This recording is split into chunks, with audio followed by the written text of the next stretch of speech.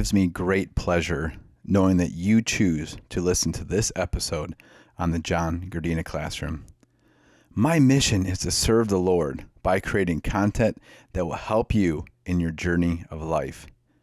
If you want one-on-one coaching or would like to be part of my 40 Days of Deliverance program, please visit my website at johngardina.com. Also, if you would like to give a financial gift to help the show grow or provide the funds for the editing process and publishing of the show, it would truly be appreciated. Lastly, God has given me a vision to have a place in the woods with cabins to enjoy fellowship, healing, along with outdoor activities with others. If you have land and feel compelled by the Lord to donate some to make this vision a reality, please email me. I will have all the information available in the show notes. Thank you and enjoy this episode. Welcome, everyone, to the John Gardina Classroom. Today we have a special and unique guest from Baltimore, Maryland. Her name is Kathy Judson. She's a mother of two wonderful boys. She's a pharmacist. She's a semi-pro cyclist for 35 years, and she helps people with their journey in cycling. She is currently writing her first book, which is about navigating through life's obstacles. And she recently had an epic journey in Cape Epic, South Africa, recently in this past March. She has great inspiration for everyone to hear today. She's all about enjoying your gifts for life today, and doing the impossible is just an opinion by Paul Coelho, one of her favorite quotes. So, Kathy, thank you so much for being on the classroom today. You're welcome. So, Kathy, tell us why you, as a young girl, did you feel like you were ever different growing up, or do you feel like you were, just an outlier in life, or were you always just the normal kid growing up? What kind of child were you?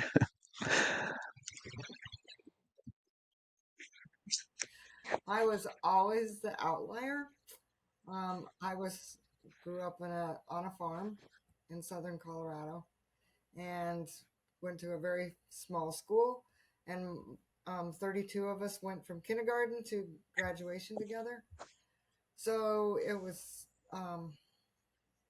very cliquish, and because of who my father was in the community, I was always an outlier. I didn't realize that, but Yeah. Well, what did your became part of father who I do, am. Kathy, that made So I you be an outlier because of that?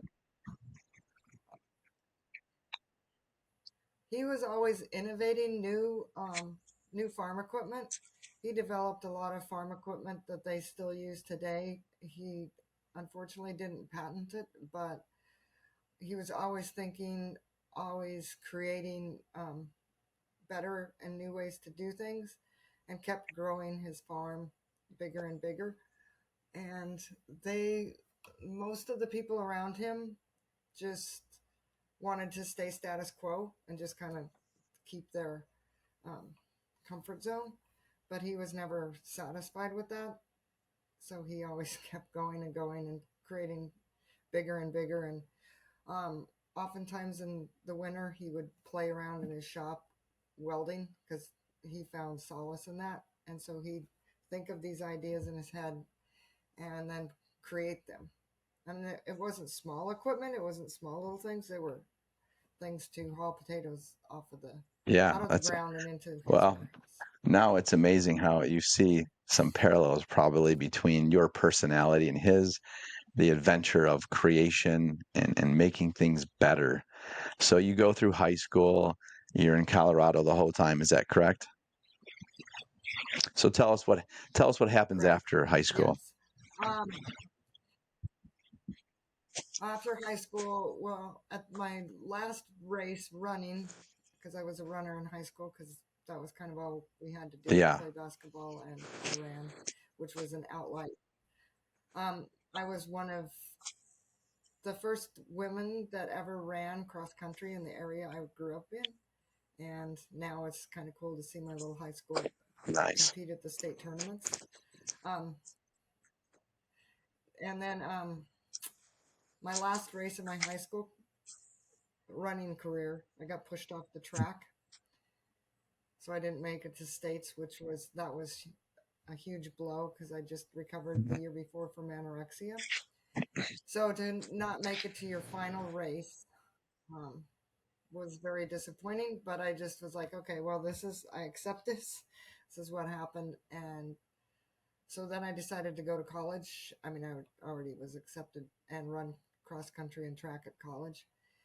So I went to CSU, which was where my grandfather and my parents both went, um, and went there to major in physical education, partly because of my bout with anorexia. But I wanted to teach, and my in college I got into triathlons, and I ran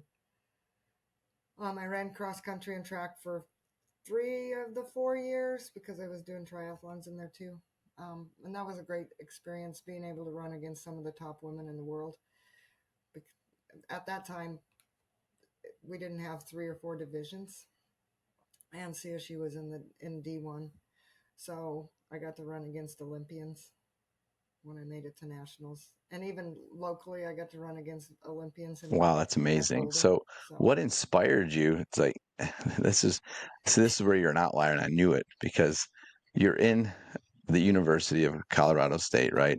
And you're running track, you're doing cross country, and then something tells you, you know what, maybe I should do triathlons too. I feel like I'm compelled to do that. Where did that come from? oh, where did that come from? I got into cycling. I think it was from watching the Ironman and going, just watching and watching Julie Moss Hmm. crawl across the finish line, and later she became a teammate, which was like, oh my goodness, I'm Wow. Julie Moss's teammate. um, and I ended up swimming with Dave Scott, who won the year that Julie Moss crawled across the finish line, or maybe it's Scott Tidwell. But anyway, I got coached in swimming by his sister, Yeah. which was just phenomenal. Um, I guess I saw the event and went, wow, I could do this. So before one of my cross country seasons, I decided to do the Estes Park Triathlon because I'd run up there a lot, loved Estes Park.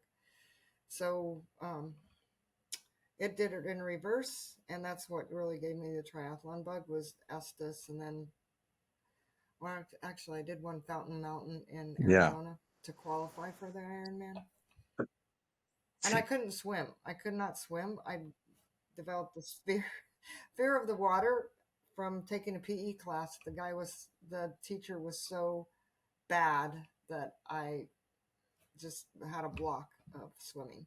So I had to relearn how to swim before well, my there's nothing first like event. having setbacks and limitations in our brain for what we can't do to forge ahead and do things in our life that we know we can do, right? So you conquering that fear of swimming and relearning probably had a coach or someone else who was there by your side to get you over that fear and compete in your triathlon. So when did you finish your first Ironman? The first Ironman I finished in And 1983. wow, that's awesome. That's something on my list to do is to complete a full Ironman. And swimming, just like yours. I don't have a fear of swimming. I just don't have the best technique because I have not been trained yet. But running and cycling, I got down. So I got one more of the trifecta before I become an elite Ironman soon one day. But just tell everyone how much work you had to put in, and what did you learn during that journey becoming an Ironman?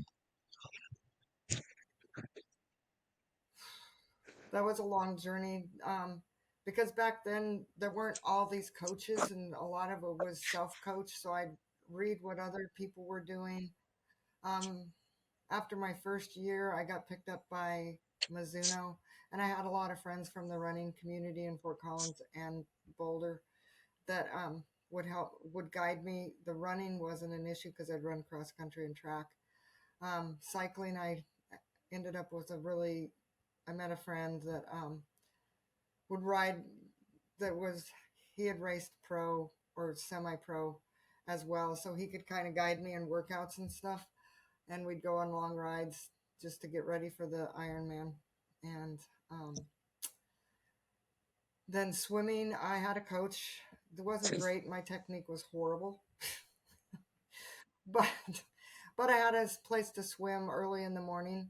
And then I did join the CSU had a master swim team, and I did join that. So I'd get done with my track workouts and then go jump in the pool because they were at the same place. So I'd run and then go jump in the pool, and I'd probably ridden in the morning. Um, so I was always tired and would fall asleep in class a lot. Um, Thankfully, I had really awesome grades before I started doing tries, and then I got a couple B's When you were, when I started doing tries. My grade point average yeah, dropped a little, well, but you're a still. resilient woman who definitely was putting in a lot of work and time. And something that stood out, you said at the very beginning that you said you battle with anorexia. And was this one of your ways to doing triathlete competitions? Was it one of your way to build self-confidence? Or was it just a way of compelling yourself to just feel like you were in the moment of just pure joy and satisfaction of being maybe feeling fulfilled and doing triathlons?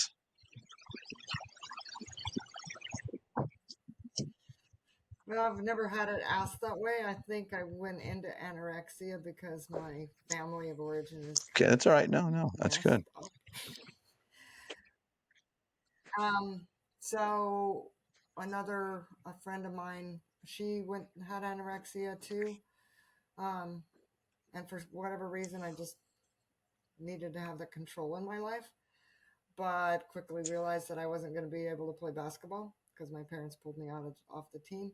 So then I'm like, okay, fine, I'm just going to get over this. And some of it, anorexia is a very Hmm. challenging mental disorder to overcome. Some people struggle with it for a lifetime. I just didn't want it to hinder my athletic pursuits. So I started eating, and then I got into running and learned how people that I ended up competing against later in college, how they did their workouts. So I got into did the running, and then in college with the tries. I think it was just a new way to explore things that I loved, and I just loved being outside. And when I got into cycling, it was just fast. Some of my first cycling races were against Olympians again, which was just really cool for me. It's like, wow, these people are so fast. It was just the thrill of the moment and seeing how far I could push myself because I was part of the total Title IX generation where women were told that you couldn't do something, and we're like, oh, let's see really how far we can go. Because when I was in high school, the furthest we could run was 1 mile. And then in college, it was like, well, you guys can't run more than a 5K. And then they allowed us to do the 10K. So I'm like, yeah, I'm going to try to do a So, 10K. yeah.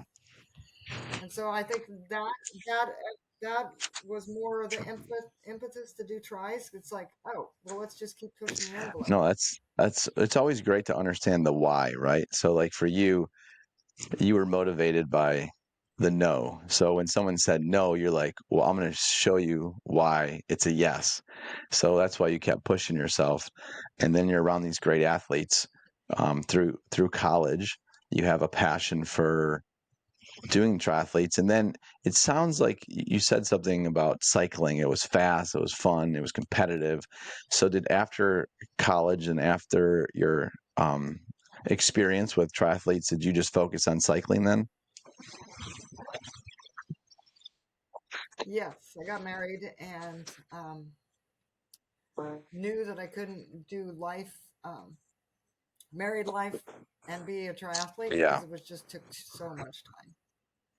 I mean, to compete at the Ironman level, just, I mean, back then we just were like doing a ton of stuff. It wasn't such focused training.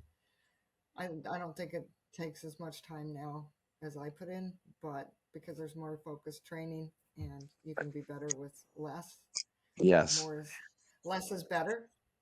One of my favorite quotes I learned from Yeah. someone very special. So yeah, less is better. And I'm kind of allowing my youngest son who runs um, to experience that. You don't have to do 100-mile weeks like I did. You can do It's true. I've 65s learned and that be too. awesome. It's very true. You don't have to go off the old adage that if you're not putting it, yeah, if you're not Yeah, putting let's 100 do mile it. weeks of running in, then you're not going to be successful. Well, it's very what I've learned from research and from people who are elite is that if you're very intentional with what you're doing in your running, in your strength training, and your stretching, and all that recovery, then you'll be okay. So it sounds like less is better. You increased as we learn in life. Like if you take on more things on new plates, marriage, having starting a family, there's no way you can put all that time in as doing three different activities with that volume. So then you just focused on cycling, and it sounds like that was your forte and your passion. So talk about that. Yeah, it was definitely my forte. I had a lot of early successes. I mean, literally the first race I did, I was in with Rebecca Twigg, who was an Olympian at the time, one of the best. She was either one or two. She just competed in the '84 Olympics, and I am doing this stage race, and I'm in the break. I'm in the break, Hmm. which is the lead group with Rebecca and five other women, and I'm just kind of overwhelmed that I'm up there. But coming from triathlons, I knew I was strong. I just didn't know how well that had prepared me, the running and then the tries, to be able to jump in and compete with the Yeah, best in the world. that's a confidence builder right there, isn't it? And uh, yeah, it was a huge confidence builder, which probably propelled me to keep going. Um, yeah. And a lot of times I had to go to the races by myself because who wants to stand around in a long Yeah, bike race for a whole day? But you had to, I did what it took. And a lot of back then they put the women really, really early in the morning, so there were yeah. a lot of early morning So how races. many races do you think you've done cycling wise?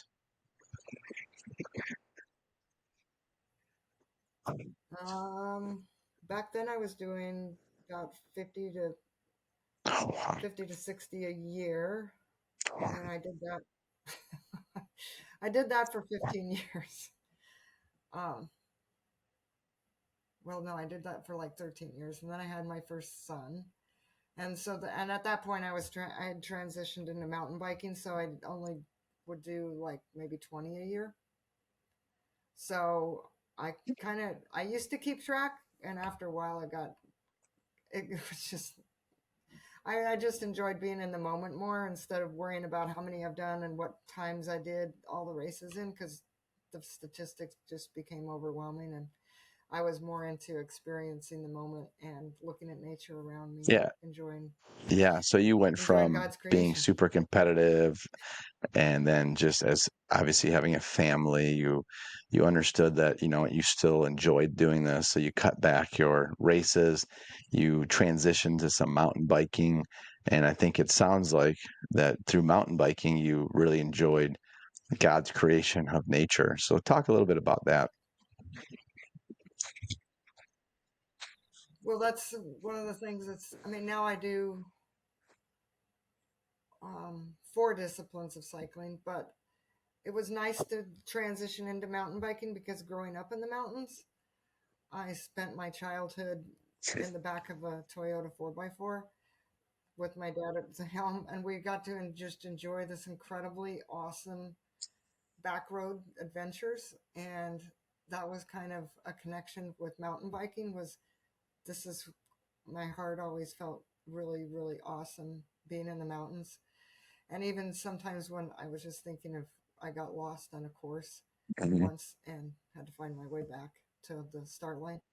But it was just kind of fun being lost out in the mountains because we would oftentimes, as a kid, we just go explore southern Colorado, and that was really fun. So being able to do that again on the mountain bike was just something that was very special. And then my youngest was just took a trip, so this is kind of a big roundabout. Um, he got to run at a place where I did one of my most favorite mountain bike Mhm. races up on Mount Rainier.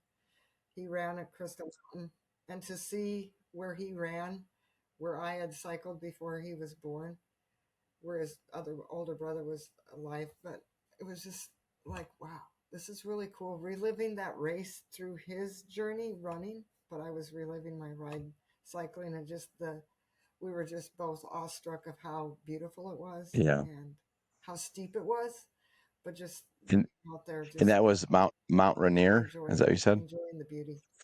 Obviously in Colorado. Yeah, I got to.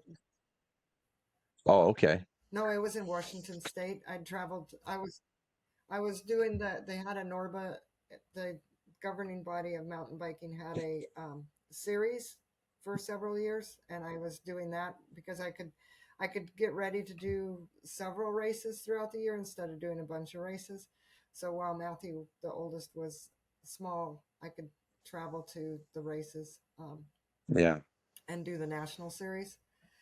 And no, I didn't win because I wasn't No, it's okay. No, it's not about 22 yet. you're winning in life. It's more, yeah, winning But in life is more because important it's than like winning it races. was You know? it, exactly, yeah. And becoming a mom really helped me to understand that winning in life is so much more important than getting another piece of hardware.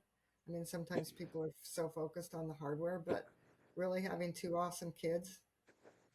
Yeah, no, no, it's great.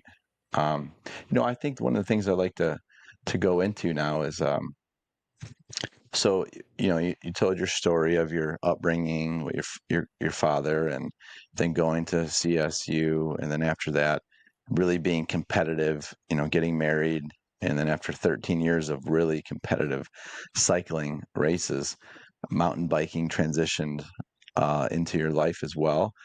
But then after you're raising your boys, what happened that you had a pivot of maybe a change of like direction? You were always still cycling, but maybe a mindset or something that may have changed in your life. I'd like you to talk about that. I met a very special person when I did a national cyclocross in 2014, and that was really fun. It was great. And then went to Trans Andes, which is a multi-day stage race in Yeah. um, Chile, and that was just a phenomenal experience. Met an incredibly awesome person, and just have learned since that time how less is more, um, but also how just to have more fun. And it's actually made cycling just a lot more fun. I didn't have to have my Hmm. head planted into my front wheel. I could even, even though I always enjoyed mountain biking and looking at nature, I really um, take it in. Like my coach yesterday was just like, here, this ride for you is to go experience everything you can see, listen to the birds. So that's pretty much how I've done cycling now for the last 9 years. It's just really loving the experience, having fun, having fun every minute of it, because, now I'm not as young as I was 40 years ago. Um, but it's still, every ride, every race is a new experience, and to be more in the moment and experience the people that you're with, um, just to enjoy the gift of Yeah. life It's well every said. moment. So again, you had this pivot point of why you're doing what you're doing for the last 9 years, and you're having fun with each ride, and you're enjoying, like your coach said to you, just enjoy nature, enjoy listening, enjoy the process of what you're doing. And specifically, and I brought this up at the very beginning, that you did a race in Cape Epic, South Africa, and how that kind of really just made things maybe amplified or maybe deeper rooted in what you're doing, and then how you can also maybe inspire people through your journey. So talk about that race. Well, I'm hoping it really inspires people that there's no matter how old you are or what your experience level is, that you can achieve more than you ever thought possible.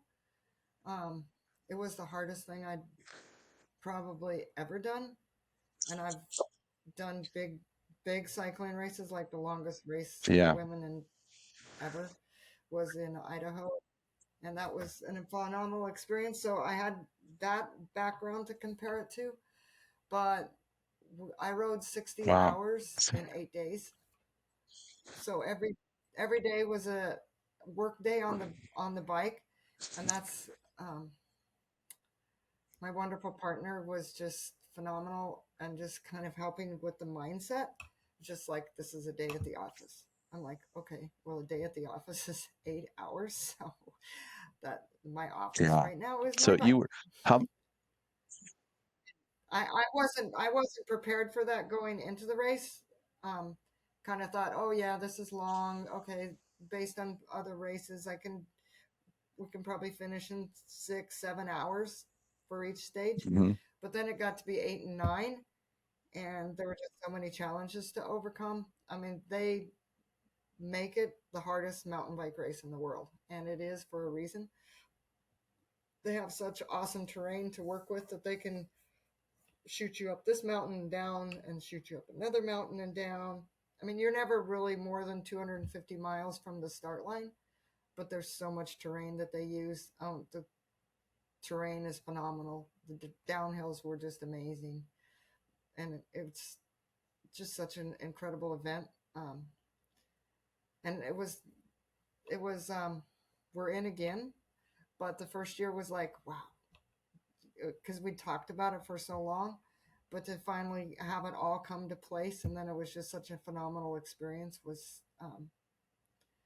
It was the culmination of a long time goal, and it just surpassed what we thought it would be, so and that was so it cool. kind of what I hear you saying, it kind of tells a story of life. Like you go and have this vision of doing this race, and when you get there, the vision of what it's going to look like day by day is changed by the terrain and the difficulty, and then what you had to learn um, from you said your partner is that you had to make it as a work day, and instead of 6 7 hours it turned in a couple more hours per day, which is taxing on the body for doing that for 8 days. And how many miles did you do in total? I kind of I Yeah. think we did like 450, but it's all in the mountain bike, and there were a lot of 15% grades, a lot of 12% grades. One day it was the 9 hour day, 8 hours and 45 minutes. I got my board cut initially, but I saw a rainbow initially at the first part of the day. I was like, wow, okay, maybe the weather will hold. The forecast showed that it was going to rain the entire day, but I was hopeful with the rainbow. Well, we got about a half an hour, and then the heavens opened up, and it just poured the rest of the day. Um, because the pros had started so much earlier, they got out of a lot of the stuff that the people that I was riding with, we were slogging through every, we were just slogging through Jeez. mud up to our knees, pulling our bikes. Um, it was phenomenal. And that was the day that I grabbed um, trash bags from the volunteers at the aid station. And that, just to keep warm because didn't have a rain jacket because we didn't Lesson think it was going to learned, rain. everybody. Lesson learned. Prepare And then prior to so right. You have to be crash it. prepared. And I know from ultra running, like I always bring everything because you don't know what's going to happen. So prior preparation prevents a poor Right. performance, Kathy. You don't So know what's lesson learned there, even in your wisdom of all the races you've done. So the rainbow, was that one of the I'm just trying to visualize this. Like just first of all, before I even go into this, like what an amazing individual you are. And I say that because thank you. to be able to do something for so long tells me a couple of things about you. Is that you're disciplined. You're definitely You're very intentional of why you're doing what you're doing. Boy, you are competitive, learning so much about you, and the passion. See, a lot of people don't live with passion. And I think they just don't know what their niche is. And if you have to find it through exploration. So I ask everybody, like, what's your passion? Like Kathy she embodies the passion for cycling and for doing hard things because now she's learned to literally win in life. And winning in life for her is new experiences, knowing that it's going to be difficult in some areas of her cycling and mountain biking, like she said, mud up to her knees, not having a rain jacket when the heavens opened up. But the beauty of the landscape and the relationships that she formed during this opportunity in Cape Epic is what life is about. Like, people aren't living their life to their fullest, and Kathy, you are, and you want more of it, and you want to share that with people. So, in a summation of your journey at Cape Epic, something happened where you needed to tell your story. So, summarize just basically what you learned from Cape Epic and how it propelled you to start a journey of writing.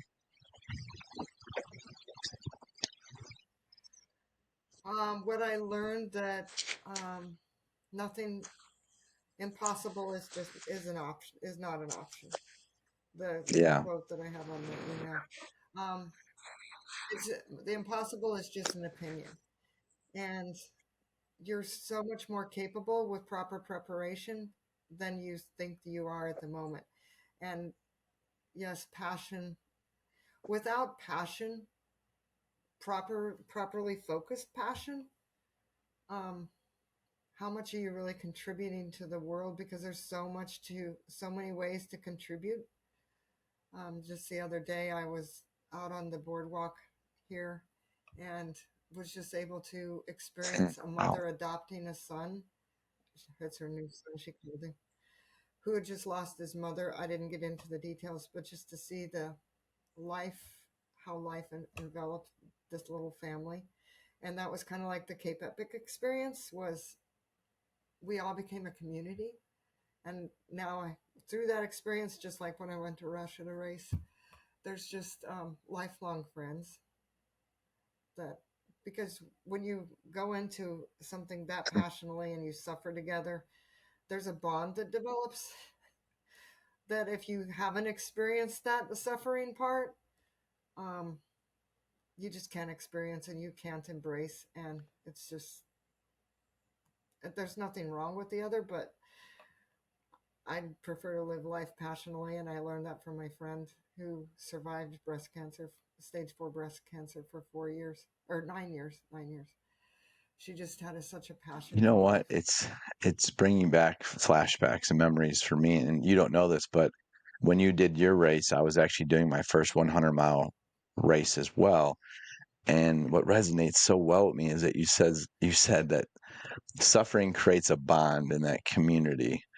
And when I did this race, I was with a bunch of guys who we met through really Instagram and through some networking, and it just hammered down that point that if you visualize what you want to do because it's a passion of yours and you build a relationship formed between individuals and you do that hard thing together, that bond, you're yoked. I feel like you're yoked for life, in that experience, and you have such a strong relationship that people don't really understand when you go through something difficult with people. You definitely create something that's so unique that I can't even really explain it except for you're just yoked to them for the rest of your life. And it's something that you can only experience going through that trial and tribulation to your end goal, which whatever that race looks like for you. And it doesn't have to be physical, but I've learned that suffering in the physical reveals enlightenment in the spirit, and your true inspiration comes out. So I want to finish on this last point about you were inspired then from this race to start writing your first book. So talk about Talk about that, Kathy. Well, I'd started the book and had it pretty much Okay. done in COVID because I'd had a bad experience with a job, and I'm like, I have this book inside me that just needs to be told.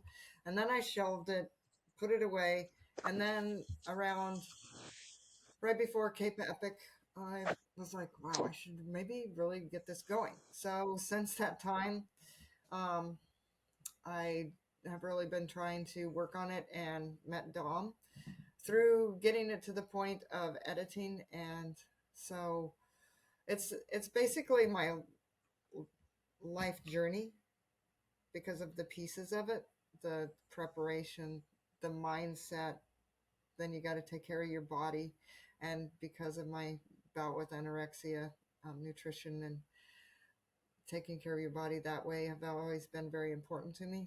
I have a nutrition degree because of that, and then I went into pharmacy after that. But I want to, it's all of life, and then to do the preparation with the team, and like you said, when you go through suffering like that, and my partner and I have suffered greatly over in many races, but it's always been such an awesome learning experience that you can gather so much more for life, um, and make you more resilient, and um, the determination, the passion, the persistence, and the dedication have just been really lifelong lessons. And then that leads into the final chapter of what kind of legacy are you going to leave this world with? Once again, back to my friend who died of breast cancer. The legacy that she left in everybody's life is phenomenal. She's got two great girls. Watching my oldest son have such passion for kids. I mean, it's just passionate. And then we just lost Magnus White in Boulder, a young rider who was phenomenal. Just watching the community go through that suffering and seeing how you're bonded for life. I mean, Magnus may be gone, Yeah. but he Wow, still lives. that's And that's beautifully said. I mean, a so, lot of people, I feel like, and I think a lot of people don't know why they're on Earth. I'm going to be honest when I say this. And a lot of the reason why is because they haven't really found out who their identity is.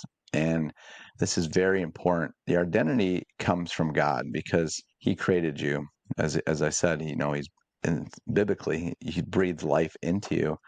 So the more you could connect with God and understand that relationship with Him first and foremost, you start to learn that out of love you were created, and then He gave you, and this is what people don't understand, this, like, we have a unique identity. If we look just at our thumbprint, right? No one else has the same thumbprint as us. We are already made differently. The hairs on our head are counted uniquely by Him as well, so everyone doesn't have the same number of hairs on their head. It's like, knowing that, people have to understand, like, okay, so if I'm unique, made in His image, then I could do beautiful things. And Jesus said this before He left earth, is that someone's coming down, which is the Holy Spirit, and for you to do greater things than I. And I was like, what? That's crazy to even to hear those words. But what he meant was like, again, I'm giving you gifts from heaven so that you can go pursue your passions. And to learn your passions, you have to explore. So for you, you're blessed to know at an early age that being an endurance athlete was something you were passionate about, and you've done that for the past 40 years, and you're really into a groove of really enjoying that passion and in God's great earth, being in South Africa. And you said it was just so huge and it was just so beautiful, the scenery. And for those who are listening, like, you are unique. You have beautiful gifts. Go explore different things so you can find your passion and then attach your talents to that passion and you'll be fulfilled. And that's what life is about, is that fulfillment, that you are doing things in the right manner that fills your cup, but more beautifully in your life with those relationships is you're filling others' cups as well. So I look forward to, you know, reading your book and you finishing your book with a beloved individual, Dominic Damaski, who's just a wonderful man. And I'm so blessed that he's connected us together. So I would just say this in closing that, I wish you the best of luck in finishing your book and to tell your story so that other people who read it can be inspired and leave a legacy for others, which is truly living out their passions in life. So, Kathy, is there anything else you'd like to say to everyone?